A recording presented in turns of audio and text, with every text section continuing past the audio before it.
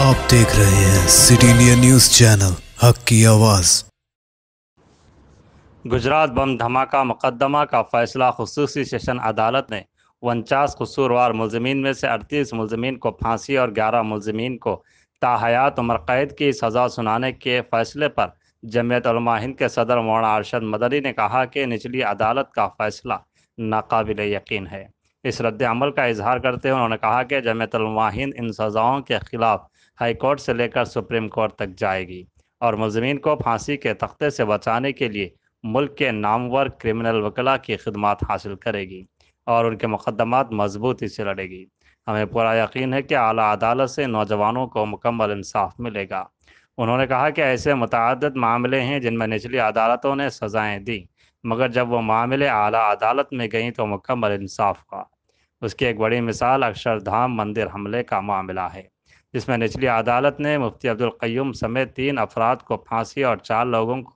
उम्र कैद की सज़ा दी थी। यहाँ तक कि गुजरात हाई कोर्ट ने भी इस फैसले को बरकरार रखा था, लेकिन जमीयत उलमा हिंद की कानूनी इमदाद के नतीजे में जब यह मुकदमा सुप्रीम कोर्ट में गया तो ये सारे लोग न सिर्फ बाइज्जत बरी हुए बल्कि बेगुनाहों को दहशतगर्दी के इल्ज़ाम में फांसने पर अदालत ने गुजरात पुलिस की सख्त सरजरिश भी की थी।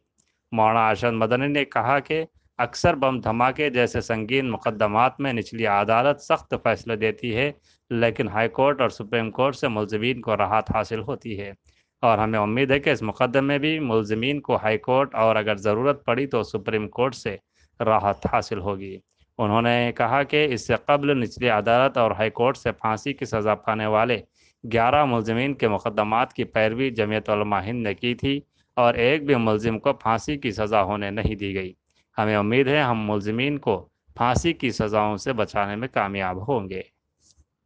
हाँ, ये सन 2008 में जो बम ब्लास्ट हुए थे उसके नतीजे में इन लोगों के ऊपर इल्ज़ाम लगा था, जिस तरह से कि इल्ज़ाम बराबर मुसलमानों के ख़िलाफ़ लगते रहे हैं और जमीयत उलमा इन हालात के अंदर इनके केस को लड़ रही थी, इसलिए कि इस तरह के लोग बिल्कुल बेयार मददगार होते हैं, कोई उनकी मदद नहीं कर पाता है। जमीयत उलमा हिंद ने इनके केस को लड़ा और ये 13 साल से तकरीबन 77 आदमी जेल में बंद थे। अब आकर के इसका लोअर कोर्ट से फैसला हुआ है तो उसके अंदर 28 आदमियों को बरी किया गया है और 30 आदमियों को फांसी की सज़ा दी गई है और 11 आदमी हैं जिनको इन्होंने उम्र कैद की सज़ा दी है। हमारा मानना यह है कि जमीयत उलमा हिंद इससे पहले भी अक्षरधाम मंदिर के केसों को लड़ चुकी है और उसके अंदर 11 मुलजिम करार दिए गए थे, जिनको लोअर कोर्ट ने, फिर उसके बाद हाई कोर्ट ने, सब ने उनको फांसी की सज़ा दे दी थी। जमीयत उलमा ने उनके केस को लड़ा और सुप्रीम कोर्ट के अंदर बड़े बड़े वकीलों की खिदमत को लेकर उनके लिए मदद के दरवाजे को खोला और अल्लाह का शुक्र है कि उनके अंदर 7 मुलजमीन को तो बाइज्जत बरी किया गया और बाकी मुलजमीन में से 2 मुलजमीन को उम्र कैद की सज़ा दी गई और बाकी मुलजमीन को रिहा कर दिया गया। इसी तरीके पर हम ये भी समझ रहे हैं कि इनके अंदर भी जमीयत उलमा इंशाअल्लाह आखिरी हद तक केस को लड़ती रहेगी और जो भी खिदमत की जा सकती है और जिस तरह बड़े से बड़े वकीलों की खिदमत हाई कोर्ट में और सुप्रीम कोर्ट में ली जा सकती है, ली जाएगी। और हमें ये तवक्को है कि जिस तरह हमें सुप्रीम कोर्ट से बड़ी बड़ी मददें मिलती रही हैं और अक्षरधाम मंदिर के सिलसिले में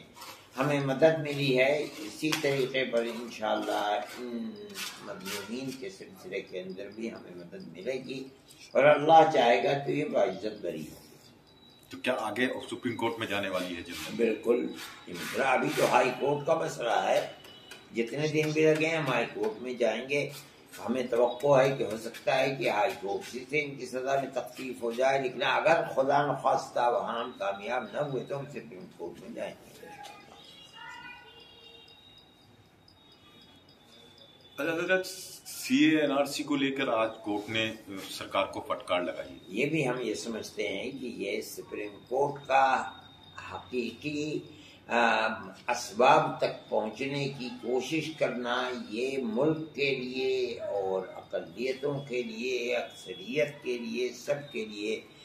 एक बेहतरीन और बड़ी खुशाइंद चीज़ है। इसी तरीके की ये भी एक चीज़ है, उसके ऊपर बड़ा जुल्म हुआ और मुसलमान तो मेरठ के अंदर और दूसरी जगहों के ऊपर काफ़ी कत्ल हुए और उनके ऊपर जो मुकदमात चले हैं, उन मुकदमात को भी जमीयत उलमा ने देखा है। आज सुप्रीम कोर्ट का ये रुख बहुत उम्मीद अफजा है और हम ये समझते हैं कि ये मुसीबत के दरवाजे बंद होंगे और अल्लाह चाहेगा तो जो दस्तूरी एतबार से जो हुकूक दिए गए हैं और जिसको जमहूरियत कहा जाता है, अगर कोई हुकूमत उसके खिलाफ किसी शिकंजे को कसना चाहेगी तो हम ये समझते हैं कि सुप्रीम कोर्ट से उसके लिए सही रुख मिलेगा और जमहूरियत के अंदर नशात पैदा होगा। अच्छा, जो लोग CAA NRC में प्रदर्शन कर रहे थे उनकी संपत्ति जब्त कर ली थी सरकार ने, उसी सिलसिले के अंदर फटकार लगी है और मैं समझता हूँ कि आने वाले चंद दिनों के अंदर ही वो चीज़ खत्म हो जाएगी। ठीक है।